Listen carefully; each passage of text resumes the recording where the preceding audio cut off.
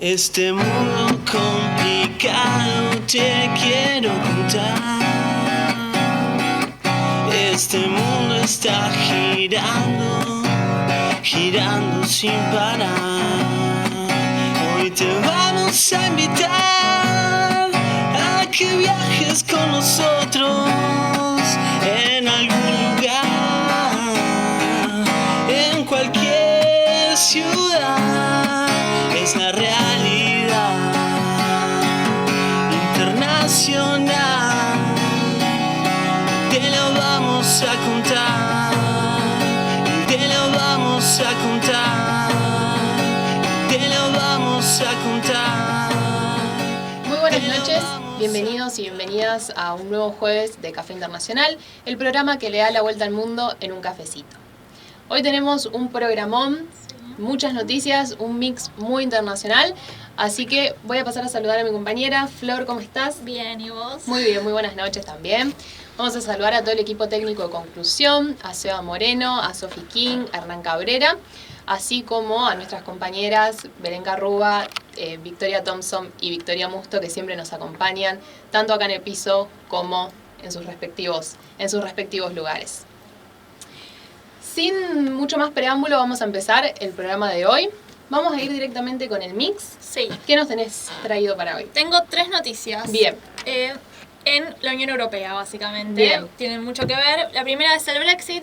Como se sabe, puede que haya un Brexit sin acuerdos. Para ponernos en sintonía, el Brexit se dio de manera como jurídica, por así decirlo, el 31 de enero de este año, pero no tenía consecuencias prácticas. Entonces, en estos 11 meses que pasaron, estuvieron negociando cómo iba a ser efectiva la salida del Reino Unido de la Unión Europea. Entonces, claro, había salido, digamos, como desde la parte más política, claro, del organismo de político, pero no había mantenido su permanencia en la parte económica de la Unión Europea. Por eso en estos meses se trataban de negociar cuestiones como comerciales, el derecho a pesca en los mares británicos o, por ejemplo, cómo iba a ser los mecanismos de arbitraje en caso de que haya una disputa. Claro.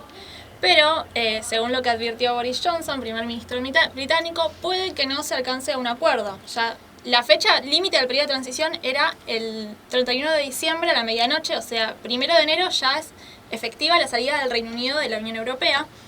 Y en caso de que no haya acuerdo, ¿qué quiere decir? Que las relaciones entre la Unión Europea y el Reino Unido tendrían que regirse, sobre todo las comerciales, por las reglas impuestas por la OMC. Entonces, esto es totalmente un golpe económico para el Reino Unido, porque supone el acceso ahora con aranceles y cuotas a un mercado de 450 millones de consumidores, que antes era libre. Totalmente. Por lo que la Oficina de Responsabilidad Presupuestaria advirtió que en caso de que se haga un Brexit duro, o sea, sin este acuerdo, podría suponer una reducción del 2% de la producción económica y estiman que puede llegar a haber 300.000 desempleados para el próximo semestre. Un gran golpe Sí. también, digamos, para todo lo que va a ser la economía europea en viceversa, digamos, no solamente para Reino Unido, sino también para lo que va a ser el bloque Sí, europeo. pero creo que el más afectado termina siendo el Reino Unido porque la Unión Europea es su principal socio comercial. Sí, totalmente. De todas maneras, según las fuentes comunitarias, dicen que esta imposibilidad de llegar a un acuerdo es por la negativa que tiene el Reino Unido a negociar en cuestiones de competencias, de reglas de competencias laborales y ambientales. Bien. De todas maneras, según ellos, no pierden las esperanzas de que se llegue de evitar a un Brexit duro. Sí, Yo siempre lo veo un estuvo poco sobre la difícil, mesa. sí. Siempre estuvo sobre la mesa la opción, mismo todas las distintas fechas que se fueron instaurando para, digamos, poder cumplimentar Con pandemia de por medio. Con pandemia de por medio, siempre se fueron postergando y siempre vimos también una postura muy abierta por parte de la Unión Europea, con Ursula von der Leyen, digamos, muy dispuesta a negociar. Pero siempre encontramos estos puntos de choque, ¿no? Sí. Yo había leído que también uno de los puntos más álgidos había sido la cuestión de la pesca, en donde no se considera que se llegue. El derecho a pesca en los mares británicos parece también un punto bastante controvertido para llegar a un acuerdo. Vamos a ver qué pasa ya ahora dentro de... Yo tengo mis dudas, porque es en 15 días, básicamente, que se concreta el Brexit. Así que no sé qué va a pasar. Yo creo que va a haber un Brexit duro. Un Brexit duro. Sí, bien. Le dicen así. Bueno, ahora una noticia más triste es que... Más aún. Más aún, Es tremendo. Diferentes estados miembros de la Unión Europea, como Austria, Italia, Francia y Alemania, decidieron cancelar las negociaciones que había con Teherán en el foro de negociaciones, por lo que el comité organizador tuvo que posponer esta ronda de negociaciones. Bueno, ¿y por qué se dio esto? ¿Por qué cancelan estas negociaciones? Se da como modo de condenar a la ejecución de un activista iraní que fue condenado a la horca por el régimen por, según ellos, alentar las protestas contra el régimen iraní en las protestas que fueron del 2017 contra el régimen teocrático. ¿Qué pasó? Él estaba refugiado, este activista estaba refugiado en Francia, pero en 2019, por medio de una operación de engaño de la Guardia Revolucionaria, lo lograron capturar y llevar a Irán, en donde fue condenado por 13 cargos, de los cuales uno es corrupción de la tierra, que es... ¿Qué significa más o menos esto? Corrupción de la tierra se le dice, son los cargos más graves, como por ejemplo el asesinato, el terrorismo o alentar el levantamiento de las armas contra el Estado. Bien. Entonces, frente a este hecho es que la Unión Europea o varios Estados miembros condenan la acción iraní. A lo que Irán responde que en realidad lo que están haciendo es una injerencia en los asuntos internos del Estado. La tradicional disyuntiva. Sí. La tradicional disyuntiva. Sí, tremendo que sí. Sí, digamos, también se da en un contexto en donde ya venimos con varios de este tipo de eventos. No olvidemos que tenemos el asesinato de Soleimani el año pasado. A principios de este año. Creo que fue a principios de este año. A principios de este año tenemos también lo que fue el asesinato del científico nuclear iraní. Sí. Digamos, todas personalidades bastante controvertidas, importantes en el escenario político, tanto doméstico como internacional, que, bueno, están marcando un cierto precedente de cómo se están... Sí, mismo Irán es el segundo país con más condenas a la pena capital del año 2019, después de China. China es el que ocupa el primer puesto. Es interesante ver dos cosas también, ¿no?, en relación.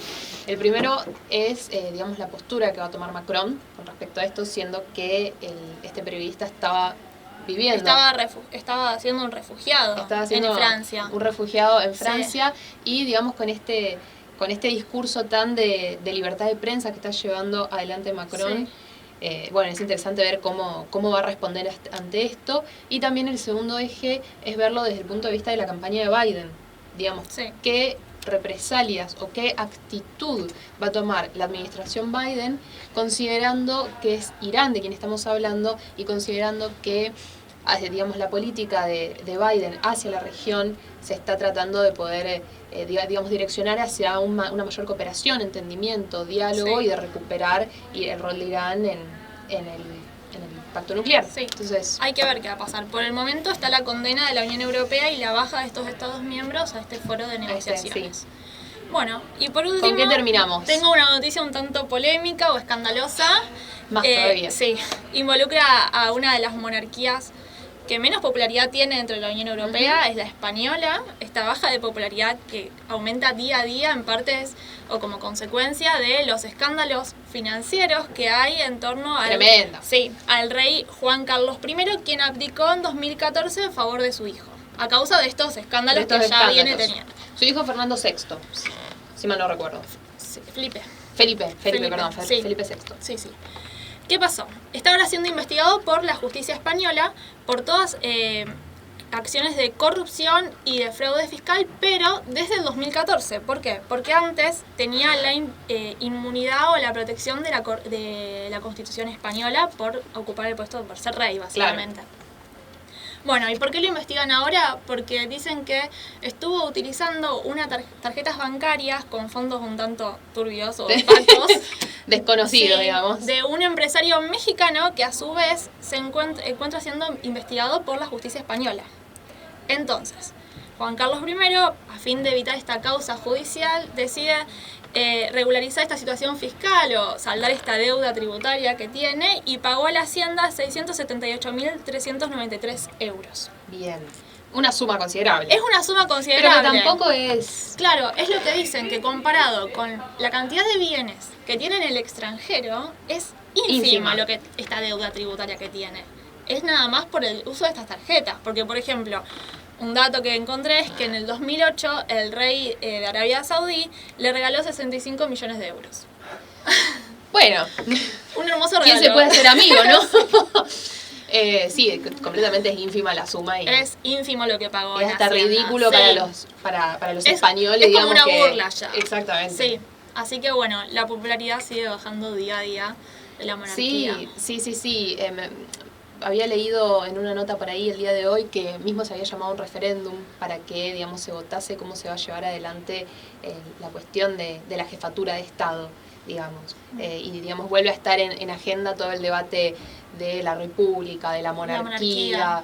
Digo, no quedan muchas monarquías en el mundo y considerando también que en Europa, como bien vos decís, Flor, es una de las que No tiene, menos prestigio no y tiene menos mucha legitimidad popularidad, tiene. no la quiere el pueblo, no es lo mismo como la monarquía británica. Exactamente. Pero bueno, también tenemos el presidente Pedro Sánchez que, digamos, se muestra más a favor de, digamos, más moderado, hacia una postura más Sí. de entendimiento y de mantención del statu quo de las instituciones, que bueno, tampoco sé hasta qué punto, digamos, lo beneficia al fin y al cabo, si vemos que la sociedad, es lo que pasa siempre, Sí. ¿no? Pero si vemos que la sociedad está tirando o se está guiando hacia un cierto cambio cuando vemos, digamos, en contraposición a la resistencia de las instituciones. Sí.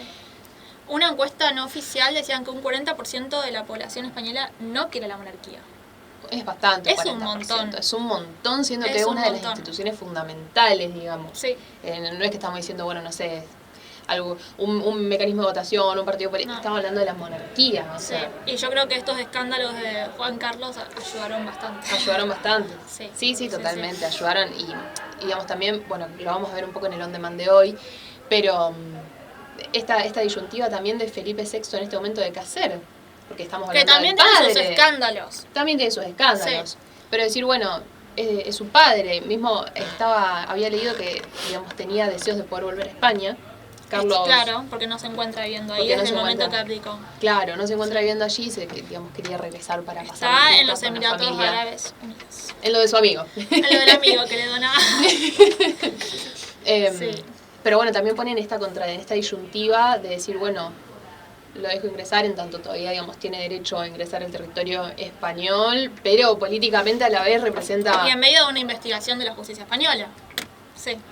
Esto es muy complicado. Es muy complicado. Es muy complicado y también para nosotros acá en Latinoamérica que no tenemos este tipo de sistema de gobierno también nos Comprenderlo. parece entenderlo Sí. o mismo nos parece algo un poco lejano, pero bueno, son cosas que pasan, que están pasando y que bueno, Sí. van a seguir pasando por un tiempo más. Yo creo que sí. Bueno, Flor, muchas gracias por el mix de de nada. hoy. Nosotros nos vamos a un corte muy chiquitito y ya volvemos con más Café Internacional. Este mundo complicado te quiero contar. Este mundo está girando, girando sin parar. Hoy te vamos a invitar a que viajes con nosotros en algún lugar, en cualquier ciudad. Es la realidad internacional. Te lo vamos a contar, te lo vamos a contar, te lo vamos a contar. Volvemos nuevamente con Café Internacional. Esta vez tenemos una entrevista sobre un tema que, bueno, captó la atención de todas nosotras desde hace años y está captando la atención de todo el país y tanto a nivel internacional también. Y esta vez nos va a acompañar Viviana de la Siega. Ella es licenciada en Comunicación Social, miembro del Instituto de Género, Derecho y Desarrollo de Rosario, así como una de las pioneras en Rosario y referente a nivel nacional de la campaña por el derecho al aborto legal, seguro y gratuito. Viviana, ¿cómo estás? Bienvenida y muchas gracias. No, gracias por la invitación. ¿Qué tal? Viviana, me gustaría tal vez poder empezar a charlar un poco sobre los orígenes, ¿no?, de esta lucha por el derecho al aborto, que sabemos que justamente en el Encuentro Nacional de Mujeres del 2004 es cuando, digamos, se materializa la campaña, que bueno, ya venía también de un trabajo previo de todas ustedes para poder llegar a ese punto, pero me gustaría saber tal vez cuáles fueron los motivos que llevó a la lucha por la adquisición de este derecho y cuáles eran los principales objetivos de la campaña. Bueno, mira, esta la verdad que es una lucha que se inicia con algunas mujeres pioneras apenas retornamos a la democracia en el 83. Y ahí me permito nombrar, por ejemplo, a como Nina Brugo, como por ejemplo Marta Rosenberg, Dora Koledesky, que ya ponían la mesita fuera del Congreso para juntar firmas.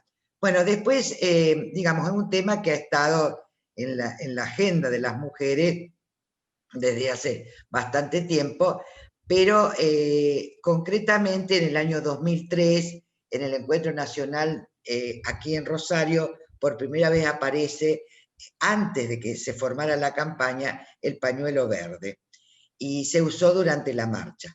En el año 2004, y en ese encuentro en Rosario se hizo una bisagra, porque siempre estaba el taller sobre aborto, sí, pero digamos, y nunca se avanzaba demasiado, pues estaban las posiciones a favor y en contra.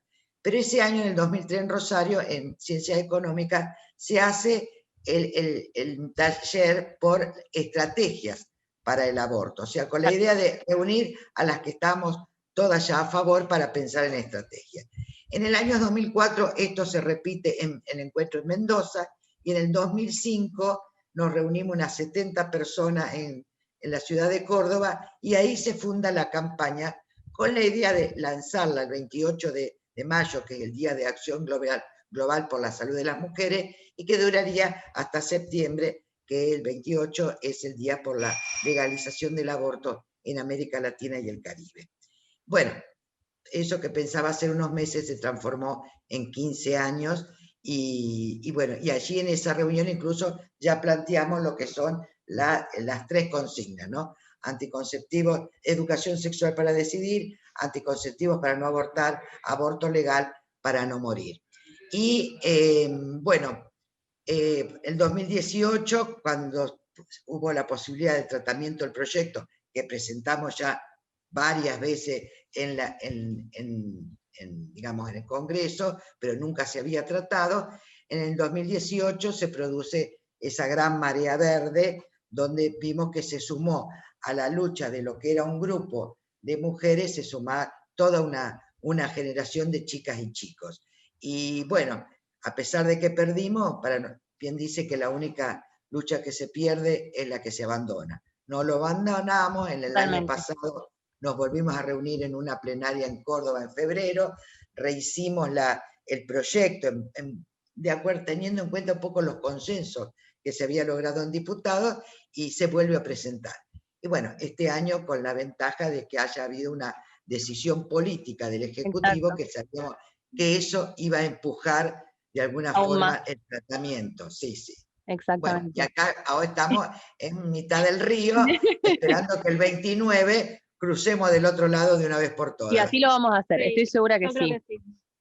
Justamente en esto que vos comentabas, Viviana, yo pienso en estas mujeres pioneras que acabas de nombrar, igualmente vos que estabas dentro de ese grupo, digo, en esa época en donde todavía no existían las redes sociales, o era muy incipiente, donde no estaba esta facilidad de convocar personas y de hacer llegar opiniones y pensamientos hasta los lugares más recónditos del mundo, digo, ¿qué trabajo habrá sido la militancia de esta lucha para todas las mujeres y para poder llegar justamente a expandir este mensaje?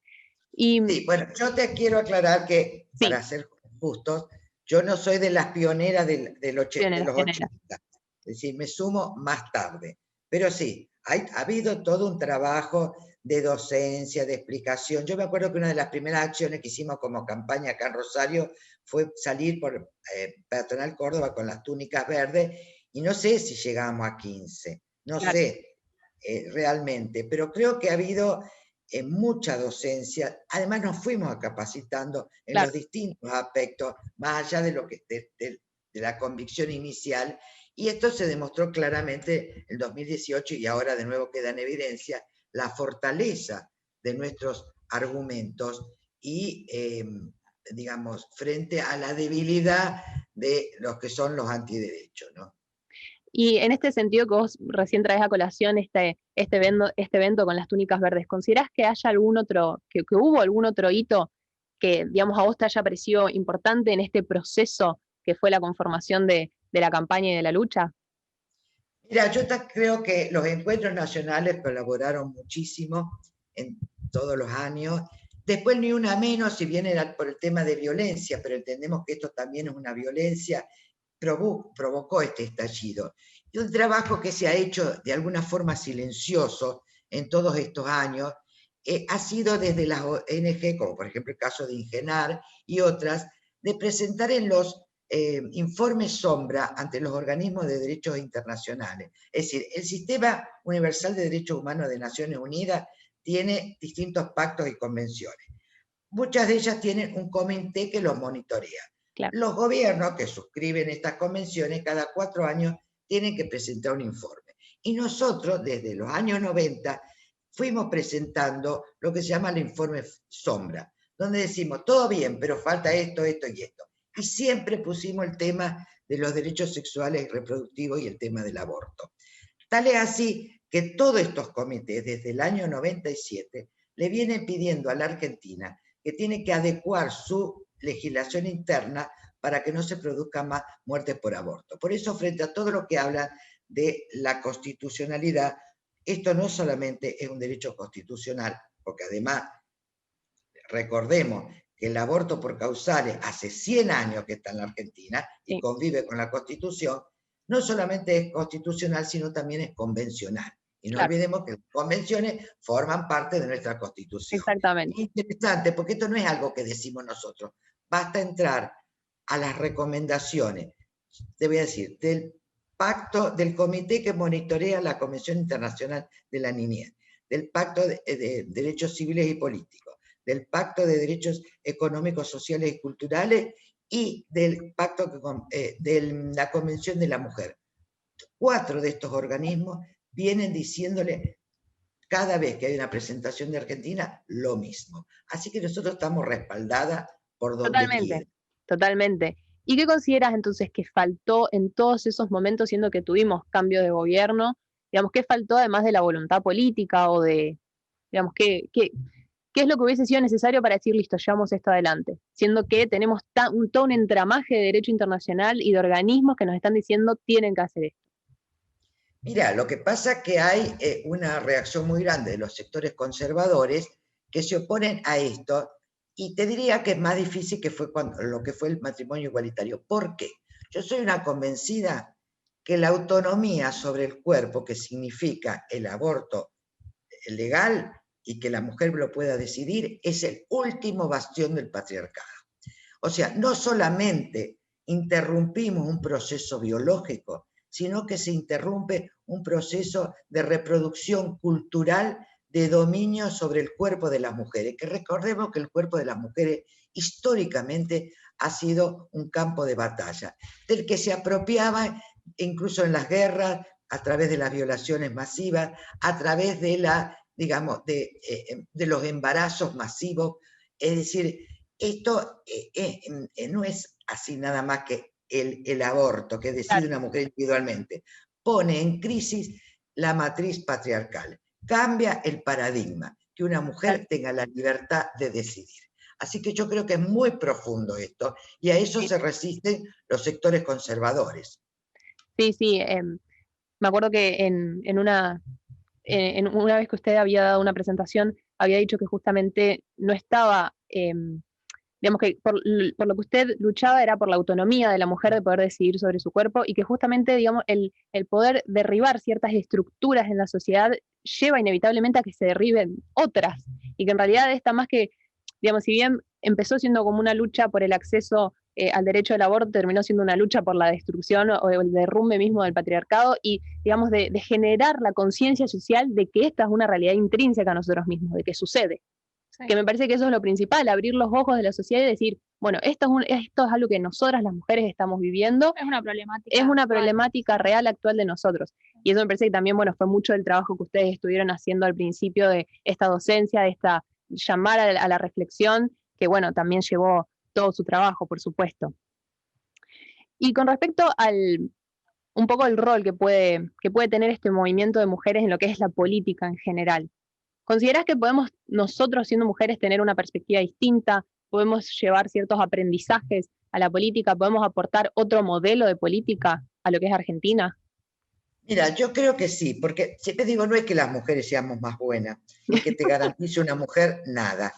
Lo que es evidente que tenemos otra mirada, tenemos otra percepción del mundo, otras experiencias, y lo que hace es ampliar la democracia, la participación de las mujeres.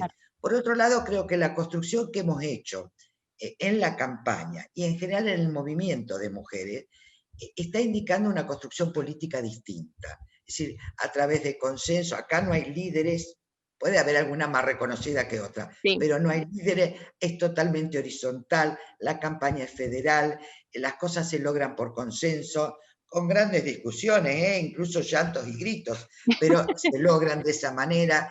Eso pasa también en el movimiento de mujeres, en la articulación que tenemos acá en Rosario. Creo que es otra forma de hacer política que es interesante, porque tiene que ver con los objetivos que nos planteamos. Porque entre nosotras hay muchas diferencias. Por ejemplo, en el caso de la campaña conviven distintos partidos políticos, mujeres de pertenencia a partidos políticos distintos, a provincias distintas, realidades distintas, a historias, a edades. Y sin embargo, cuando el objetivo es claro y se dice, sobre esto trabajamos y dejamos de lado nuestras diferencias, lo podemos lograr. También fue así cuando se logró, por ejemplo, el cupo para las listas. Hubo un acuerdo, fue en el año 90, hubo un acuerdo entre las mujeres desde los distintos partidos. De los hombres, de todos los partidos, se resistían a eso, porque nadie quiere dejar privilegios. Los derechos se conquistan y los privilegios, digamos, nadie deja el privilegio, sí, tomate, a un paso al costado. De nada. Fueron las mujeres de los distintos partidos, sobre todo del peronismo y del radicalismo, que se pusieron de acuerdo, por eso lo sacaron. Así que yo estoy convencida de que la mujer puede hacer un aporte diferente, porque hay una experiencia, una vivencia diferente de las cosas. ¿Y considerás que justamente esta transversalidad que genera la cuestión del derecho al aborto en todas las mujeres, indistintamente de donde provengan, ¿considerás que esto puede sentar un precedente para la política también argentina y para los consensos que se generan, o por el contrario, los que no se generan al interior de los órganos de poder y de los órganos de construcción colectiva de la política? Digo, la enseñanza femenina el legado femenino de la política argentina, lo podríamos decir incluso. Sí, un legado feminista. Yo creo que nosotros estamos en muchos temas, digamos, dando cátedra en esto, ¿no? Y te digo que además nos están mirando con mucha atención desde afuera. También. El movimiento feminista argentino es considerado muy fuerte, es muy respetado, y además el logro del aborto legal en Argentina es muy importante, porque Argentina es vista como un país, digamos, de preeminencia en América Latina. Y no nos olvidemos que en América Latina, salvo Uruguay, Ciudad de México y Cuba, no existe, no es que solamente no existe, hay miles de mujeres presas. Le dan de 17, 18, 20 años presas por un aborto. Así que también estamos plantando una bandera importante para nuestras hermanas latinoamericanas. Totalmente. Y con respecto al proyecto de ley, que bueno, estamos viviéndolo en este momento este año, ¿cuál considerás que son los principales puntos de diferencia con respecto al proyecto que se presentó en 2018 en el Congreso? Bueno, acá se ha incorporado el tema de la figura de la posibilidad de que la mujer sea criminalizada cuando después de las 14 semanas realice un aborto que, digamos, no sea por causales. Porque ahora tenemos claro, hasta las 14 semanas sin ningún tipo de causal. Después de ella tiene que haber causales. En el caso de que no hubiera causales, de todos modos, la pena es menor a 3 años, así que ninguna mujer iría presa por eso, ¿no? Hoy en realidad no aparecen presas por aborto, cuando en realidad lo son, porque está, digamos, como oculta detrás de otras figuras. Bueno, y después el tema de la objeción de conciencia, que nosotros nunca estuvo en nuestro proyecto, estuvo en un viejo proyecto, pero después hubo acuerdo en sacarlo. Y ya en diputados la otra vez se había incorporado. Nosotros somos muy conscientes de que la objeción de conciencia es una herramienta que en el mundo usan los antiderechos. Pero bueno, es interesante que se ha incorporado, no sé cómo finalmente saldrá, pero incluso se penaliza a aquel que cometa que dilate el proceso por su posición de anticonciencia, porque lo que tiene que hacer es, digamos, derivarlo rápidamente, porque acá los tiempos son importantes. Sí. Así que yo creo que nosotros en general en la campaña estamos conformes con el dictamen de diputados, que tenemos información que ha sido acordado con el Senado. Después no nos olvidemos que viene la reglamentación, Claro. que la hace el Ejecutivo, tendremos que estar muy atentas, y después sabemos que la campaña no se termina porque vamos a tener que pelear para que se aplique. De la misma forma para que la tenemos garantía.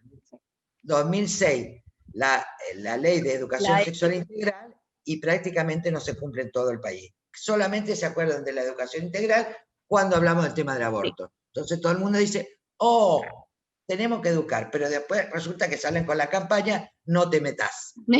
Además habría que preguntarse, ¿por qué dicen no te metas con nuestros hijos cuando nuestros hijos, cuando son abusados, en la mayoría de los casos son abusados dentro de la familia? O sea que hay que dejar de ser hipócrita, decir las cosas como son, y bueno, y es una lucha de avanzar. Yo estoy convencida que existiendo la ley, bueno, no va a pasar demasiado tiempo que esto se vea con mucha mayor naturalidad, de la misma forma que sacamos la palabra del closet en el 2018, dentro de unos años, incluso muchos profesionales que por allí se resisten, salvo algunos que otros que realmente sus convicciones sinceras y profundas se lo impidan, el resto va a estar haciendo aborto, por lo menos en el efector público, claramente.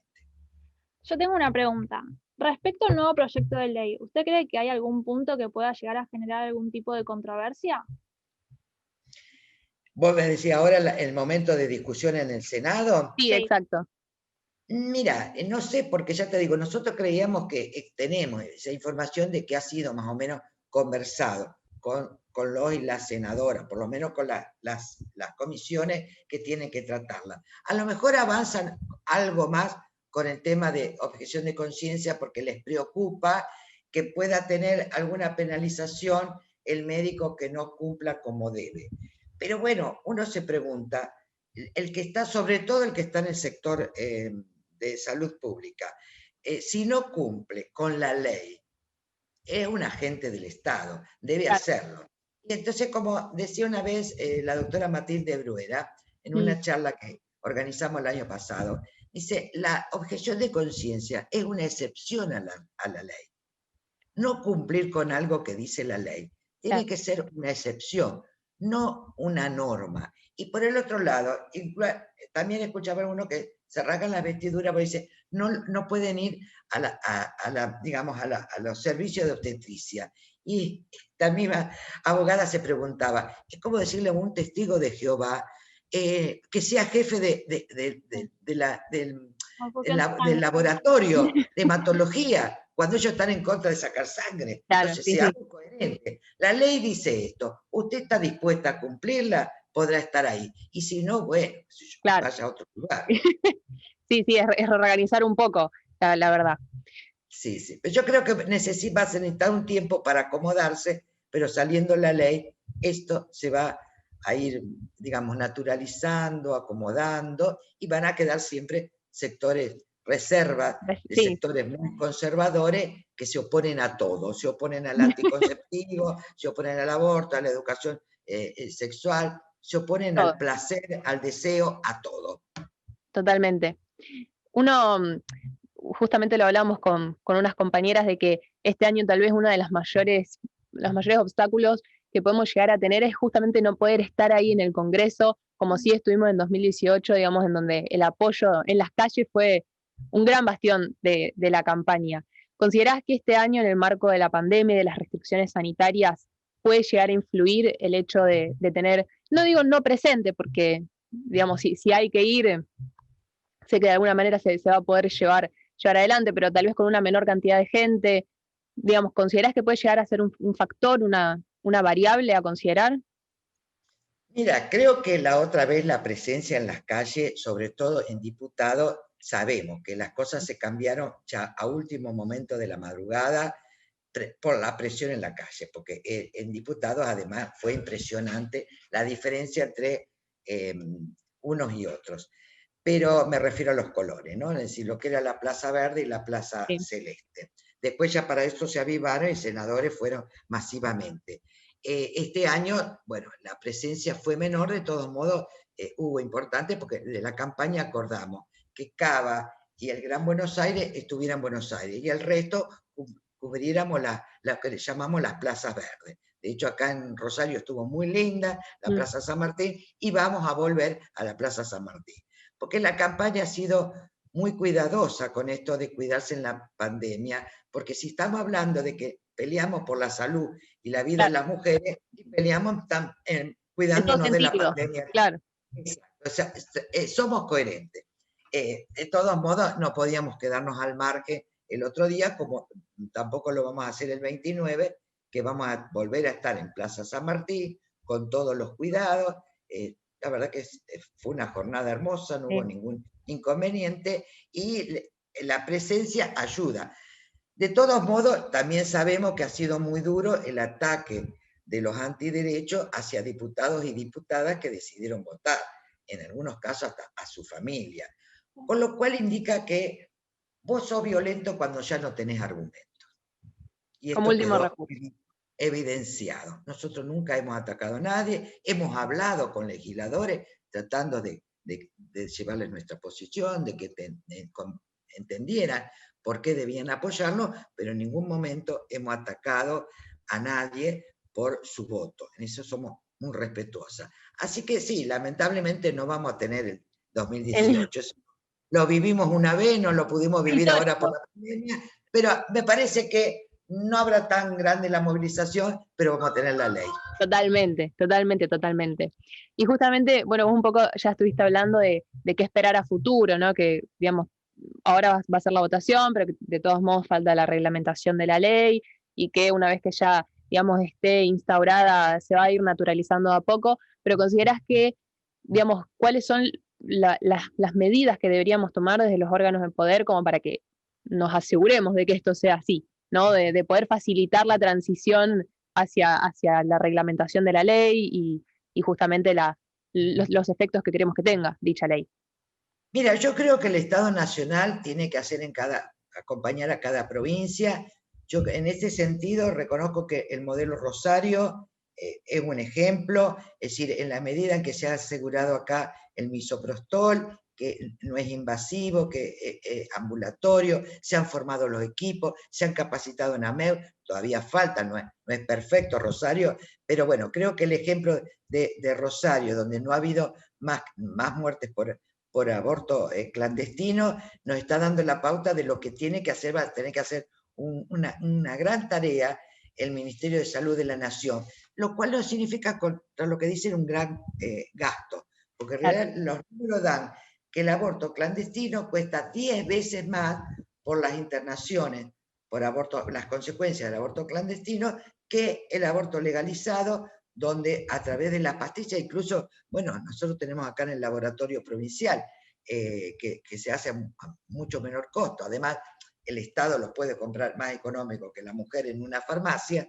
Es decir, los costos son menores, no hay mujeres muertas, la mujer va a ser tratada de alguna forma, si va al hospital, a la salita, y cuenta cuál es su situación, es muy probable, y eso se ha demostrado en todo el mundo, que baja el número de abortos. Claro. Porque la mujer se puede ir con su, digamos, método anticonceptivo que considere posible, incluso puede hasta aparecer, visibilizarse situaciones de violencia que producen muchas veces, digamos, embarazos no deseados. No estamos hablando de violaciones de un extraño, sino dentro de la misma pareja, cuando hay situaciones de violencia y aparecen los embarazos no deseados. Entonces, las mujeres van a poder tener más posibilidades de tener conocimiento, porque se habla mucho, y usen anticonceptivos, pero es desconocer la realidad en sectores muy vulnerables, o de chicas muy jóvenes, o que están muy expuestas a la violencia, que a veces no es tan sencilla la cosa. Pero teniendo relación con, digamos, con el servicio de salud, estas cosas se pueden ir tratando y superando. Por supuesto que lleva un tiempo. Lleva tiempo, sí, por supuesto. Y una última pregunta, Viviana, no te quiero sacar mucho más tiempo, un poco más a título personal, ¿qué se siente para vos, digamos, habiendo sido parte, antes de que sea toda esta marea a nivel nacional, qué se siente de estar tan cerca de que sea ley? Bueno, una gran expectativa. Yo te digo que el día antes, ¿cuándo fue? El 9, más que el día una vez que estaba en la plaza estaba ahí, pero el 9 tenía, yo no soy de ponerme nerviosa, y he vivido muchas cosas en mi vida, pero estaba muy nerviosa. Y ahora tenemos mucha expectativa, mucha confianza y la alegría de decir, bueno, cuando uno se propone realmente un objetivo claro y se lucha y se es perseverante y se puede conciliar tanta energía, porque de ese grupito de 70, en este momento hay más de 700 organizaciones, y hay sindicales, hemos sumado a los organismos de derechos humanos, que antes esto no lo veían dentro de lo que era su plataforma, podríamos decir, a las mujeres de los sindicatos, donde esto no se hablaba, mujeres de barrio, que es verdad que tenían una resistencia, pero las compañeras que trabajan, como decimos, los territorios, los barrios, lo fueron charlando y viendo cómo esto también era una violencia hacia las mujeres. La verdad que es una gran alegría, porque creo que logramos la ley porque hemos hecho un gran trabajo y muy perseverante. Y te da ganas para seguir adelante con otras cosas. Totalmente. Bueno, Viviana, muchísimas gracias por tomarte este tiempo para estar con nosotras, y también gracias por toda tu lucha, porque significa para nosotros también un gran progreso, y digamos, sin todo el trabajo de ustedes, las pioneras, no hubiese sido posible estar hoy donde estamos, básicamente. Sí. Así que gracias, y bueno, más que bienvenida a venir al piso cuando quieras, cuando pase un poco todo esto de la pandemia, más que bienvenida. Bueno, con mucho gusto para festejar la ley. Totalmente. Bueno, Viviana, hasta luego. Chao, hasta luego. Nosotros nos vamos a un corte y ya volvemos con más Café Internacional. Este mundo complicado te quiero contar. Este mundo está girando, girando sin parar. Hoy te vamos a invitar a que viajes con nosotros en algún lugar, en cualquier ciudad. Es la realidad internacional. Te lo vamos a contar, te lo vamos a contar, te lo vamos a contar. Volvemos con el último bloque de Café Internacional, esta vez con Belu, que nos viniste ya a hacer compañía esta última parte. ¿Cómo estás, Natalia? Muy bien. ¿Cómo estás, ¿Cómo Florencia? estás? Bien. Llegué para el cierre, Para el pero final, acá lo mejor para el final. finalmente tal cual.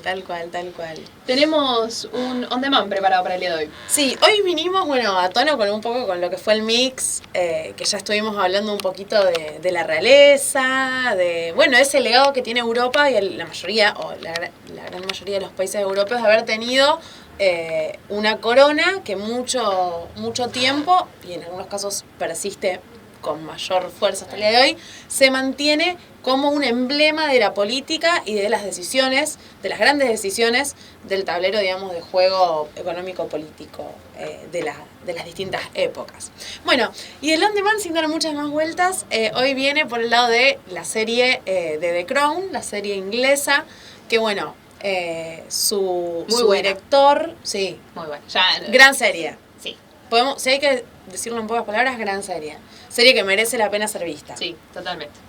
Bueno, como decía su director, Peter Morgan, y acá entramos un poquito en nuestro clásico on demand, que vamos tirando datos de colores, se basó para hacer la obra, la serie, que su primer temporada fue en el 2016, en dos grandes producciones de él, que una fue una obra de teatro que se llamaba The Audience, que si no me equivoco, en el 2013 se reprodujo en el Ópera de Londres, y por otro lado también en la película de Queen, que cuenta por un lado la vida de la reina Isabel II, y por otro de Audience se basa la obra de teatro en todas las conferencias más emblemáticas que tuvo la reina Isabel con sus primeros ministros, desde que asume a los 25 años hasta la actualidad. Obviamente que las más icónicas. Sí, por supuesto. Y los grandes temas también que marcaron la política de los últimos 60 años de Reino Unido e Inglaterra. Bueno, es una serie que hasta el día de hoy ya cuenta con 4 temporadas. La última se ha estrenado hace no más de 2 meses en lo que es nuestro país. Cuenta también con actores de lujo, muy conocidos algunos, otros que salieron bastante del anonimato. El caso, bueno, de Helena Bonham Carter, que es conocidísima y que, bueno, ha sido una de las caras más emblemáticas y más conocidas, porque ella asume luego de la segunda temporada, a partir de la tercera, el rol de la hermana de la reina Isabel, la princesa Margarita, y tiene un papel, la verdad, que bueno, que para Helena Bonham Carter es anillo al dedo. Y bueno, y entre todos estos detalles, fue una serie multipremiada y también multinominada, no solamente a los premios de la Academia Británica, sino también a los Grammys, a los Globos de Oro, habiendo ganado la actriz principal, que es la que representa a la reina Isabel madura, la reina Isabel de entre los 30 y los 60 años, que es Olivia Colman, el Emmy a Mejor Actriz, y también una participación bastante corta que tuvo el actor John Lithgow, que es el que representa en la primera temporada a Winston Churchill. Ahí te doy un pie. Tremendo. Yo terminé de ver la primera temporada ayer. 10 capítulos, la verdad que es al hilo. Se pasa fácil. Se pasa fácil, es entretenido, están en son capítulos de 1 hora aproximadamente.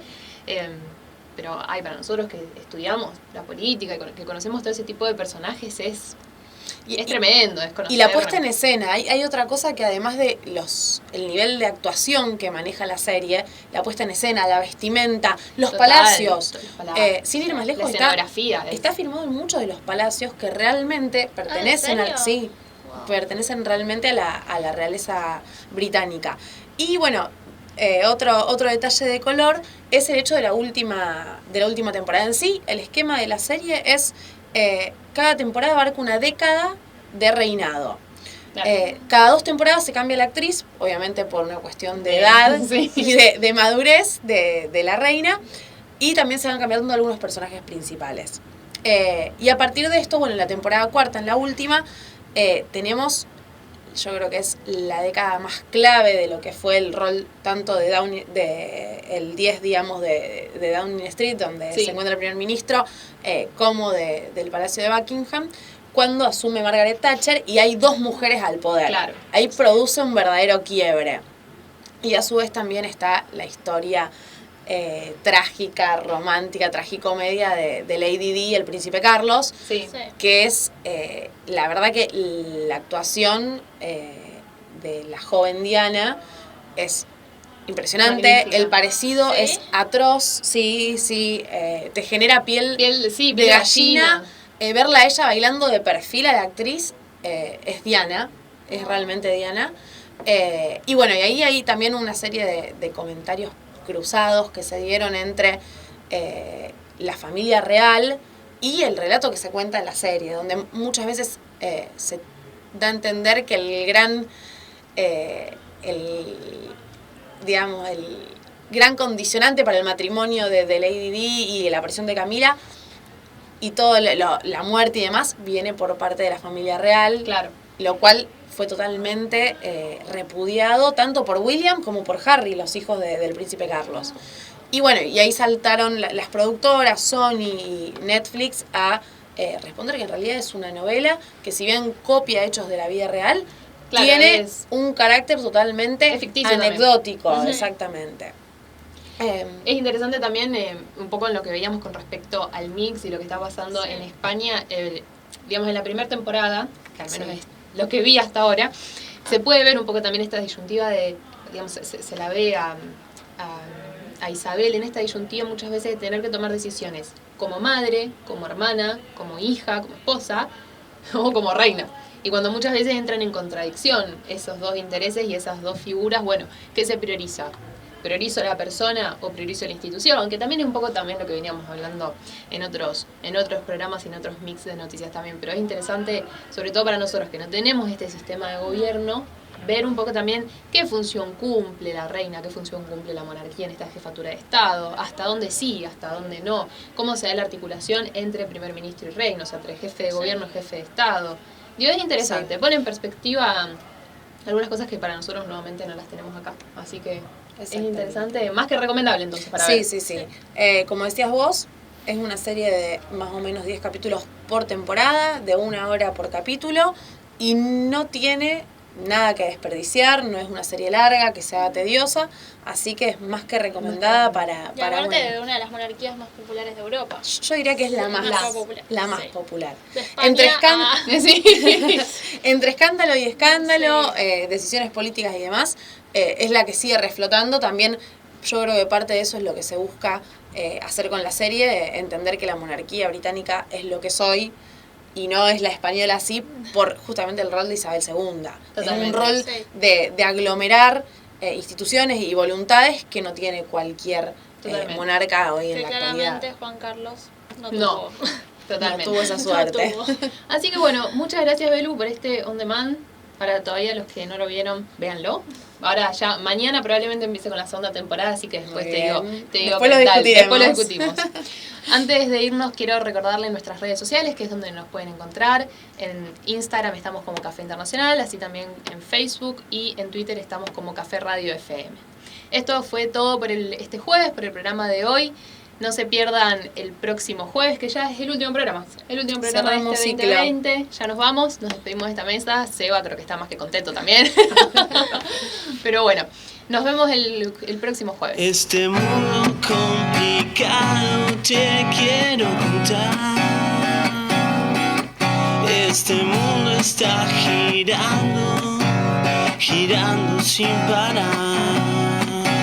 Hoy te vamos a invitar a que viajes con nosotros en algún lugar, en cualquier ciudad.